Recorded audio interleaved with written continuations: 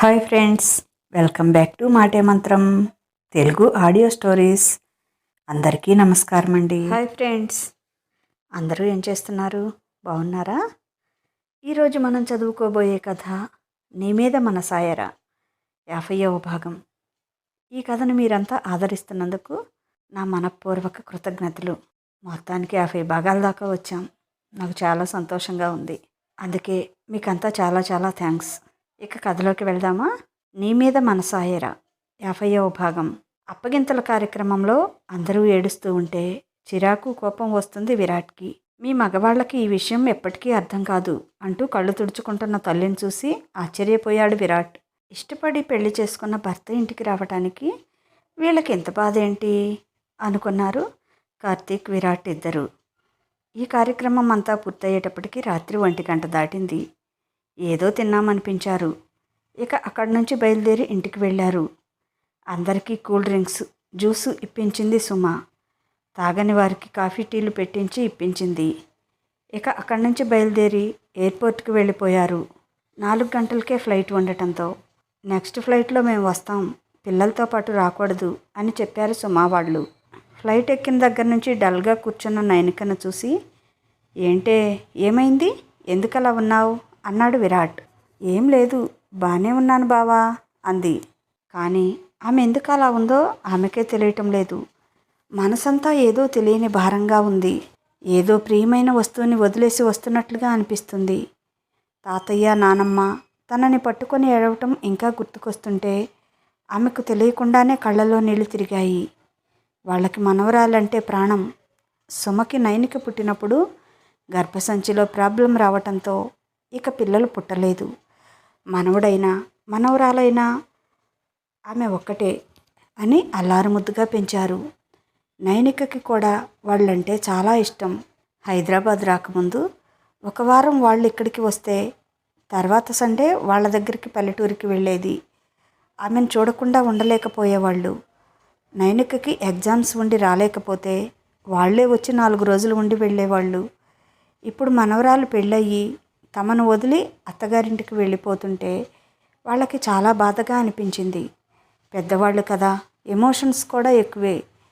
అమ్మా నాన్న ఎప్పుడు కావాలంటే అప్పుడు వస్తారు. కానీ తాతయ్య, నానమ్మ పెద్దవాళ్ళు, వాళ్ళు ప్రతిసారి అంత దూరం రావాలంటే రాలేరు. పైగా తాతయ్య ఆరోగ్యం అంత బాగా లేదు. నానమ్మ కూడా ఊరికినే ఆయాసపడిపోతుంది. అందుకే కొన్నాళ్ల పాటు తానే వెంటనే అప్పుడప్పుడు వచ్చిపోతూ ఉండాలి. ఆ మాట బావకు చెప్పాలి. ఒప్పుకుంటాడో లేదో. వీలు కాకపోతే ఉదయమే వచ్చి సాయంత్రమైనా వెళ్ళిపోవాలి. పాపం, ఈ వయసులో వాళ్ళని బాధ పెట్టకూడదు అనుకుంది. ఏంటే అంతగా ఆలోచిస్తున్నావు? నాకు చెప్పకూడదా? ఎందుకంత బాధపడుతున్నావు చెప్పు. నాకు కాకపోతే ఇంకెవరితో చెప్తావు? ఏమైందమ్మా అన్నాడు అన్నయ్యంగా. ఇద్దరి మధ్య ఉన్న హ్యాండ్ రెస్ట్ని పైకి లేపి ఆమెను దగ్గరికి తీసుకొని, చెప్పరా, ఏమైంది, ఇంత దిగులుగా ఉన్నావు? నెక్స్ట్ ఫ్లైట్లో మన వెనకే అత్త, మామ, తాతయ్య వాళ్ళు అందరూ ఇక్కడికే వస్తారు. అయినా కొత్త వాళ్ళ మధ్యకు వెళ్తున్నట్టు అలా బాధపడుతున్నావేంటే? మన ఇంటికేగా వెళ్తున్నాం అన్నాడు మరింతగా అన్నయిస్తూ. అదేం లేదు బావా, రాత్రంతా నిద్రలేదు కదా, కొంచెం డల్గా ఉంది అంటూ విరాట్ని కౌగిలించుకొని అతని గుండెల్లో తలదాచుకుంది. ఆమెను అలాగే పదువి పట్టుకొని తలనిమురుతూ ఉండిపోయాడు. విరాట్ కౌగిల్లో స్వాంతన లభించగా అన్నీ మర్చిపోయి అలాగే కళ్ళు మూసుకొని నిద్రలోకి జారిపోయింది. విరాట్ కూడా తన సీట్లో వెనక్కి వాలి, ఇది పక్కన ఉంటే నిద్ర తన్నుకొని వచ్చేస్తుంది, కొంపతీసి రేపు ఫస్ట్ నైట్ కూడా దీన్ని ఇలాగే హక్ చేసుకొని నిద్రపోతానో ఏమో అని నవ్వుకుంటూ తను కూడా నిద్రలోకి జారుకున్నాడు. హైదరాబాద్ వచ్చాక గీతా వాళ్ళు లేపితే కానీ మెలకువ రాలేదు. అప్పుడే వచ్చేసామా అన్నాడు విరాట్ ఆవులిస్తూ. ఇంకాసేపు జర్నీ ఉంటే బాగుండు, హాయిగా నిద్రపోవచ్చు అనిపిస్తుంది విరాట్కి. దాన్ని కూడా లేపరా అంది గీత. నైనికను కూడా లేపి ఫ్లైట్ దిగి బయటికి వచ్చారు. కార్లు రెడీగా ఉండటంతో అందరూ ఎక్కి మళ్ళీ నిద్రపోయారు, గీత తప్ప. ఆమెకు టెన్షన్గా ఉంది. సుమ వస్తే బాగుండేది, అన్నీ చూసుకునేది. ఇప్పుడు నేను ఒక్కదాన్నే చూసుకోవాలి అనుకుంటూ టెన్షన్ పడుతోంది. అయినా ఎంతసేపులే, ఓ గంటలో వచ్చేస్తారుగా అనుకొని స్థిమితపడింది. తన వదిన ఉన్నా తినటం, కూర్చొని కబుర్లు చెప్పటం, నిద్రపోవటం తప్ప ఏమీ హెల్ప్ చేయదు. అసలు పట్టించుకోదు. మీ ఇంట్లో పనులు నాకేం తెలుస్తాయి అంటుంది. అదేమంటే ఏం చేయాలో, ఏ పని చేయాలో అని మనసులోనే ఆర్డర్లో చెప్పుకుంటుంది గీత. అంతలో ఇల్లు వచ్చింది. నైనికి మంచి నిద్రలో ఉంది. విరాట్ ఆమెను అలాగే చేతుల్లో ఎత్తుకొని తీసుకొస్తుంటే, ఒరేయ్ ముందు దాన్ని దించరా, మీ ఆవిడతో పని ఉంది అంది గీత. పాపం నిద్రపోతుంది, లేపటం ఎందుకమ్మా, ఇంకా టైం ఉంది కదా పూజకి అన్నాడు. అంత లేదు కానీ లేపరా అంటూ ఆర్డర్ వేసింది గీత. వాళ్లతో పాటుగా కార్తీక్, మాయా, మిగిలిన దగ్గరి బంధువులంతా కూడా ఇంటికి వచ్చేశారు. వ్రతం ఉండటంతో విరాట్ చిన్నగా, నైని లే, ఇల్లు వచ్చింది అంటూ చిన్నగా లేపాడు.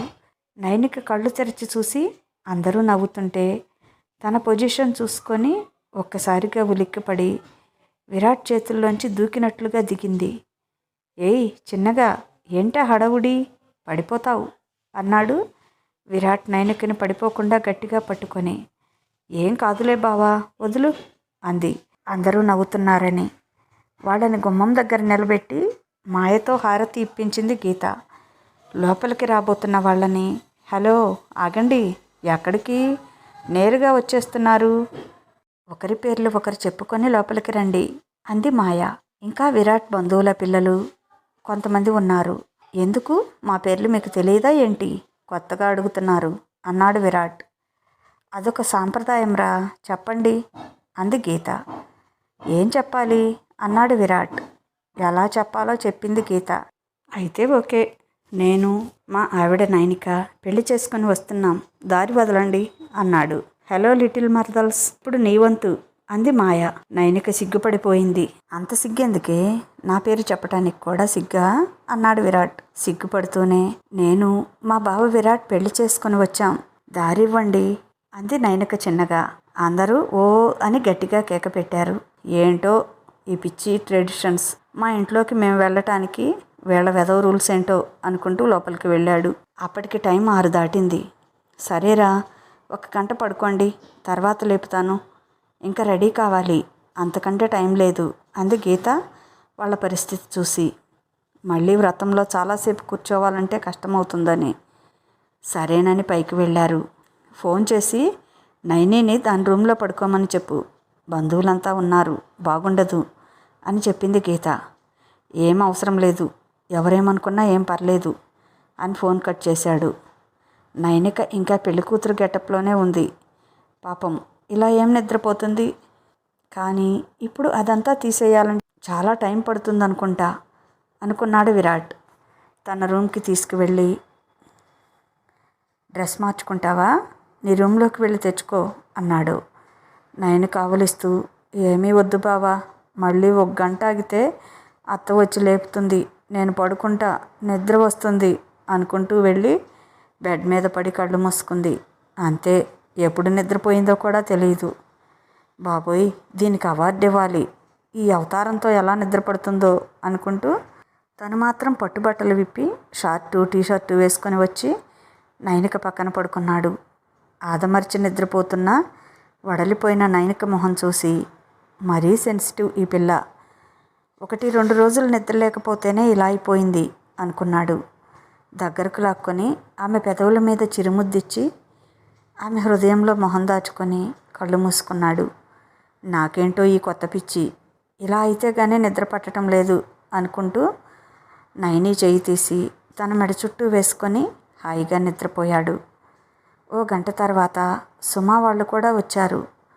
సుమా, గీత కలిసి పూజకు కావాల్సిన ఏర్పాట్లన్నీ చూశారు. ఇంక వెళ్ళి నీ అల్లుడిని కూతుర్ని నిద్రలేపు సుమా, 10 గంటలకల్లా వ్రతం మీద కూర్చోవాలి అంది గీత. టైం చూస్తే 8:30 అవుతుంది. వెళ్ళి తలుపు తట్టింది. ఇద్దరూ గాఢ నిద్రలో ఉండి తీయలేదు. విరాట్ ఫోన్కి కాల్ చేసింది. 2-3 సార్లు చేశాక విసుగ్గా ఫోన్ తీసుకొని చూసి అత్త పేరు చూసి, హా అత్త చెప్పు అన్నాడు. ఏంట్రా చెప్పేది, 1 గంట నుంచి తలుపు కొడుతున్నాను, అంత ముద్దు నిద్ర ఏంటి ఇద్దరికి అని అరిచింది. అవునా అంటూ వచ్చి తలుపు తీశాడు. సుమ లోపలికి వచ్చి కూతుర్ని లేపింది. బద్ధకంగా ఒళ్ళు విరుచుకుంటూ, అమ్మా నువ్వెప్పుడు వచ్చావు అంది ఆవులిస్తూ. నేను వచ్చి 1:30 అయ్యింది. చాలాసేపు నిద్రపోయావులే, సరిపోతుంది. ఇక లేచి వెళ్ళి ఫ్రెష్ అయ్యి స్నానం చెయ్యి, నేను వచ్చి చీర కడతాను అంది. నాకు వచ్చులేమ్మా, నేను కట్టుకుంటాను అంది నైనిక. ఏంటి నీ మొహం వచ్చేది? కొత్త పట్టు చీర నీకు కుదరదులే, నేను వస్తాను. ముందు నువ్వు స్నానం చేయిపో, అత్తయ్య హడావుడి పడుతోంది కింద అంది సుమ. ఒరే నువ్వు కావాలంటే కాసేపు పడుకో, దానికి రెడీ అవ్వటానికి టైం పడుతుంది. 10 గంటలకల్లా రెడీ అయ్యి కిందికి రా చాలు అని చెప్పింది సుమ. ఇంకా నిద్ర పట్టదులే అత్త అన్నాడు విరాట్. అప్పటికే ల్యాప్టాప్ తీసి స్టడీ టేబుల్ దగ్గర కూర్చున్నాడు. సరే నీ ఇష్టం అంటూ వెళ్తున్న సుమతో, అత్త కాఫీ పంపించు అన్నాడు. సరే అంటూ వెళ్ళిపోయింది సుమ. ఈ 2 రోజుల నుంచి వర్క్ ఎలా జరుగుతుందో, ఇన్కంప్లీట్స్ ఏమైనా ఉన్నాయేమో చూస్తూ కూర్చున్నాడు. కాసేపటికి సుమ కాఫీ తెచ్చిచ్చింది. ఇన్నిసార్లు పైకి తిరగకపోతే ఫోన్ చేస్తే తెస్తారు కదా అత్త, ఈ మధ్య బాగా వర్క్ ఎక్కువై ఉంటుందిగా అన్నాడు. పర్లేదులేరా అంటూ కూతురు రూమ్లోకి వెళ్ళింది. నైనిక అప్పుడే ఫ్రెష్ అయ్యి స్నానం చేసి వచ్చింది. సుమ ఇందాక వెళ్ళేటప్పుడే పూల జడ తీసేసి జడ విప్పి వెళ్ళింది. నైనిక తలస్నానం చేసి హెయిర్ డ్రయర్తో జుట్టు ఆరబెట్టుకుంటుంది. సుమ వచ్చి జుట్టు పూర్తిగా ఆరబెట్టి జడవేసి చీర కట్టి కూతురికి పాలిచ్చి, ఇవి తాగవే, వ్రతం అయ్యే వరకు ఏమీ తినకూడదు అంది. అవునా, ఆకలేస్తుందమ్మా, నైట్ కూడా లేట్ అయ్యేటప్పటికీ తినబుద్ధి కాలేదు అంది. కానీ వ్రతం అయ్యే వరకు ఏమీ తినకూడదే, అందులో పెళ్ళైన తర్వాత మొదటిసారిగా చేసుకుంటున్న వ్రతం కదా, నిష్టగా ఉండాలి. ఫ్రూట్స్ తినొచ్చు, తింటావా ఏమైనా అంది. ఇప్పుడు వద్దులేమ్మా అని పాలు తాగేసింది. వ్రతం మీద కూర్చోబోయేటప్పుడు జ్యూస్ ఇస్తానులే, అవి తాగు వేషాలు వేయకుండా, లేకపోతే కళ్ళు తిరిగి పడిపోతావు అంది సుమ. సర్లేమా అంది విసుగ్గా నైనిక. ఆకలేస్తుంటే ఏంటో ఈ రిస్ట్రిక్షన్స్, వద్దు అన్నప్పుడు మాత్రం తిను తిను అంటారు. సర్లే నేను వెళ్తున్నాను, రెడీ అయ్యి ఈ నగలు పెట్టుకొనిరా అని. మళ్ళీ నువ్వు పెట్టుకోవు నాకు తెలుసు అంటూ అవి తనే మెడలో వేసి జడలో పూలు పెట్టి, ఇప్పుడు చక్కగా లక్ష్మీదేవిలా ఉన్నావు అని మెటికలు విరిచింది. ఏంటమ్మా ఈ నగలు, అవసరమా? వ్రతానికి పెద్దగా ఎవరూ ఉండరుగా అంది నైనిక. ఎందుకులేరే, చాలామంది ఉన్నారు కింద. అయినా కొత్త పెళ్లి కూతురువి, ఒట్టి పసుపు తాడు నల్లపూసలతో అందరిలోకి వచ్చేస్తావా? ఎంత చిన్నతనంగా ఉంటుంది. ఇప్పుడు నేనేమైనా దిగేశానా నీకు? ఒక నెక్లెస్ ఒక హారమే కదా పెట్టాను, అదే బరువంటే ఎలా అని కసురుకుంది. బరువు కాదు మమ్మీ, చిరాగ్గా ఉంది అని చెప్పింది నైనిక. ఈ 2 రోజులేగా తల్లి, ఆ తర్వాత నీ ఇష్టం వచ్చినట్లు ఉండు, నిన్నెవరూ కాదనలేదు. ఈరోజు రేపు మాత్రం నేను చెప్పినట్లు ఉండు అంది సుమ. రెడీ అయ్యి బావను తీసుకొని 10 గంటలకల్లా కిందికి వచ్చేయి, మళ్ళీ పైకి రాను, కింద చాలా పనులు ఉన్నాయి అంది సుమ. సర్లేమా వస్తాంలే, నువ్వెళ్ళు, అత్త ఒక్కటే ఇబ్బంది పడుతుందేమో అని చెప్పింది నైనిక. సుమ హడావుడిగా కిందికి వెళ్ళిపోయింది. నైనిక ఫేస్కి జస్ట్ కొంచెం క్రీమ్ అప్లై చేసి లైట్గా పౌడర్ రాసుకొని బొట్టు పెట్టుకొని తల్లి నగల మీదకి సెట్గా అక్కడ పెట్టిన జోకాలు పెట్టుకొని పాపిడి బిళ్ళ సెట్ చేసుకొని ఓసారి అద్దంలో చూసుకొని ఓకే అనుకుని విరాట్ రూమ్లోకి వెళ్ళింది. బావా అయిందా అంటూ. విరాట్ అప్పుడే బాత్రూమ్ నుంచి స్నానం చేసి టవల్ చుట్టుకొని వస్తున్నాడు. అయ్యో బావా అంటూ టక్కున వెనక్కి తిరిగింది. విరాట్ తలుపు బోల్ట్ పెట్టి వచ్చి, నా దగ్గర కూడా అంత సిగ్గేంటే అన్నాడు నైనిక మొహం మీద చేతులు తీస్తూ. బావా నువ్వు రెడీ అయ్యిరా, నేను కిందికి వెళ్తున్నాను అంటూ వెళ్ళబోయింది. ఎక్కడికి పారిపోతున్నావు?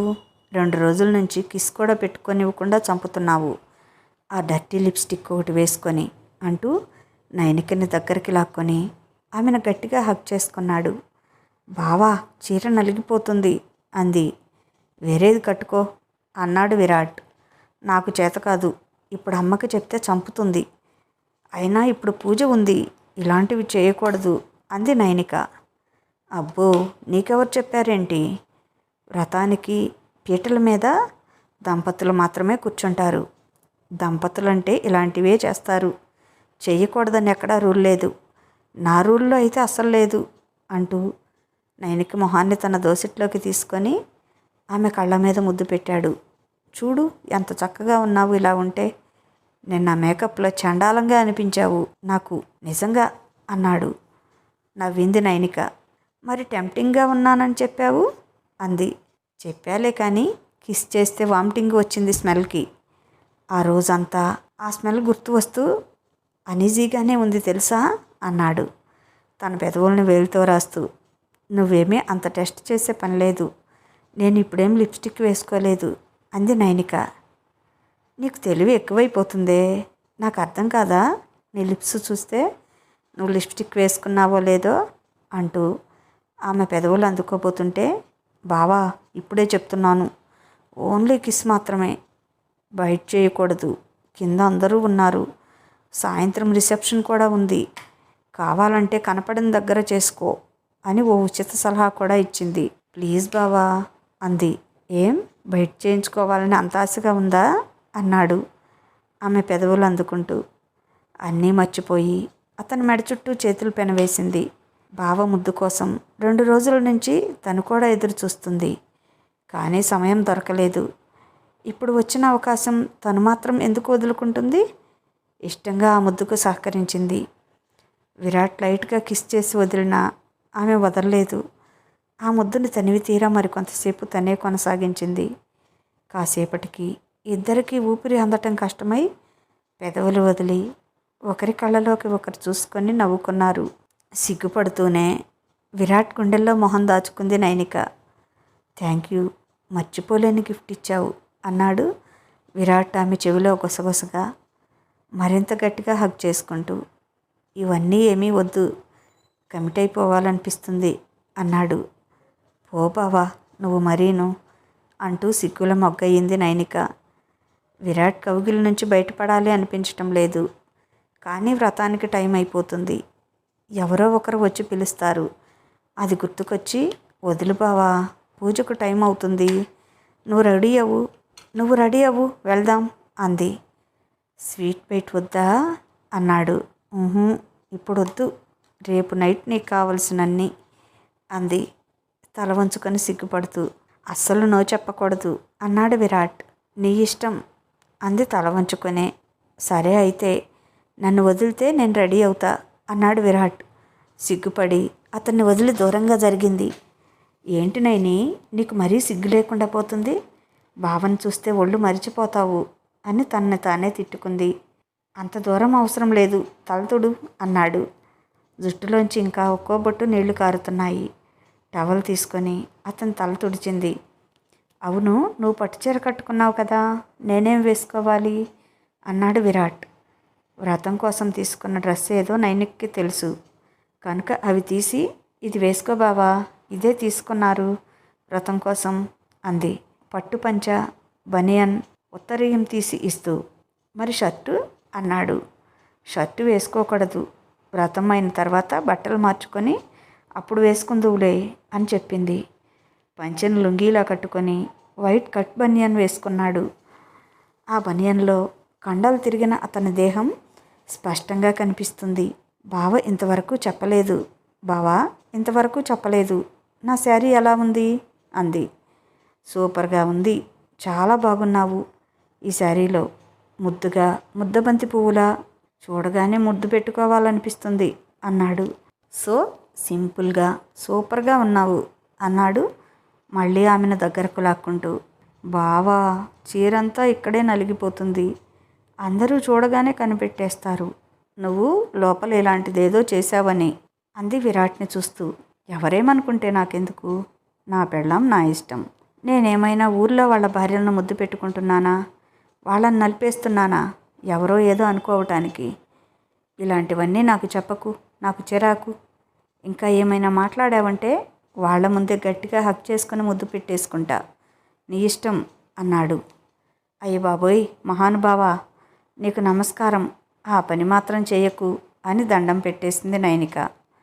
అది అలా బుద్ధిగా ఉండు, పెళ్ళామంటే ఎప్పుడు అడిగితే అప్పుడు హగ్గులు కిస్సులు ఇవ్వాలి అన్నాడు. అవునా, అందుకేనా ఏంటి పెళ్లి చేసుకుంది అంది నైనిక. మరి ఇంకెందుకు అన్నాడు కళ్ళెగరేస్తూ. మరి అన్నింటికీ పెళ్ళయ్యాకే అంటూ ఎందుకు హద్దులు పెట్టావు? అంటే పెళ్ళనేది ఇలాంటి వాటికి లైసెన్స్ అనే కదా. సో ఇప్పుడు నాకు లైసెన్స్ వచ్చేసింది. నేను ఎప్పుడు ఏం చేసినా నువ్వు మాట్లాడకూడదు అన్నాడు. ఆమె పెదవులను తన పెదవులతో లాక్ చేసి ఇక మాట్లాడనివ్వలేదు. 5 నిమిషాల తర్వాత ఆమెను వదిలి, ఈ పూటకి ఇది చాలే, కింద అందరూ వెయిట్ చేస్తున్నారేమో, వెళ్దాం పదా, కొంచెం టచ్అప్ చేసుకో అన్నాడు. నైనిక బొంగమూతి పెట్టుకొని అతని వైపు చూసి, చక్కగా రెడీ అయ్యాను, అంతా పాడు చేశావు అంది. పద, ఇప్పుడు నేను అంతకంటే బాగా రెడీ చేస్తాను. పద, ఇప్పుడు నేను అంతకంటే బాగా రెడీ చేస్తాను మళ్ళీ అని ఆమె భుజం మీద చేయి వేసి ఆమె రూమ్లోకి తీసుకువెళ్ళాడు. అద్దంలో చూసుకున్న నైనిక, నాకు తెలియకుండానే ఇన్ని స్పాట్స్ ఎప్పుడు పెట్టావు బాబు అంది మెడ మీద ఎర్రగా కమిలిన గుర్తులు చూసి. అంటే నువ్వు ఆ ముద్దుల్లో లీనమైపోయావు. నీ మనసులో కూడా చాలా ఫీలింగ్స్ ఉన్నాయి. అందుకే నేను అంత గట్టిగా ముద్దు పెట్టినా కూడా నీకు తెలియలేదు. అవునా కాదా అన్నాడు. అవును అన్నట్లుగా సిగ్గుపడుతూ తల ఊపింది. మెడ మీద కొంచెం ఎక్కువ క్రీమ్ అప్లై చేసి పౌడర్ రాసి కవర్ చేసింది. చెరిగిన తల కొంచెం పైపైన సరి చేసుకొని ఫేస్ మీద కూడా కొంచెం పౌడర్ రాసి ఓకేనా అంది. నువ్వు ఎలా ఉన్నా నాకు ఓకే అన్నాడు. అప్పుడే సుమ ఫోన్ చేసింది. నైని, అయ్యిందా? ఇంకా ఎంతసేపు? ఇంకా కిందికి రండి, పంతులు గారు వచ్చి అన్నీ రెడీ కూడా చేశారు, త్వరగా రండి అంది.